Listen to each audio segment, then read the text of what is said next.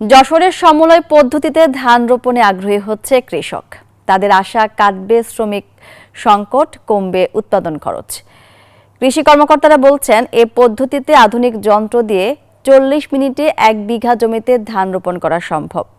বুলবুল শহীদ খান হিমেলের তথ্যচিত্রে desk report.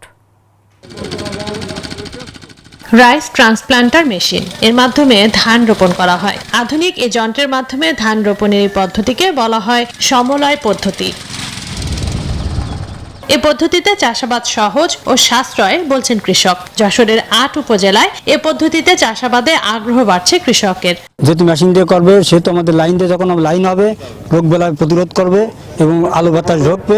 মেশিনে ধান রোপণ করা হচ্ছে, তাতে আমরা আশা করতেছি আমরা লাভবান হব। একজন লেবার যদি ধান লাগাইতে হয়, দেখা গেল 5 শতক মতো জায়গা জমি লাগাইতে পারে, কিন্তু এই যদি মেশিনের মাধ্যমে করা যায়, এই একটা মেশিনে একদিনে 10 থেকে 15 বিঘা জমি চাষাবাদ করতে পারে। অনেক সচ্ছলতা পাবে এবং অনেক ব্যয়বহুল খরচ কম হবে। কৃষি কর্মকর্তা বলছেন, কৃষি প্রণোদনার আওতায় শতকরা 50% ভর্তুকি মূল্যে কৃষকদের আধুনিক এ যন্ত্র দেওয়া হচ্ছে। কৃষক যখন ধান রোপণ করে, তাতে কৃষকের খুব সহজেই এটা রোপণ সম্পন্ন হয়। 1 বিঘা জমি লাগাতে মাত্র লাগে 40 মিনিট, যেখানে আমি যদি জোন দিয়ে লাগাই সেখানে প্রায় 1 বিঘা জমিতে 4 থেকে 5টা জোন লাগে।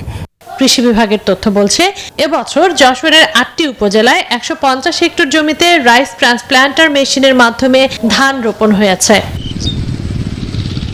Desk report, news 24।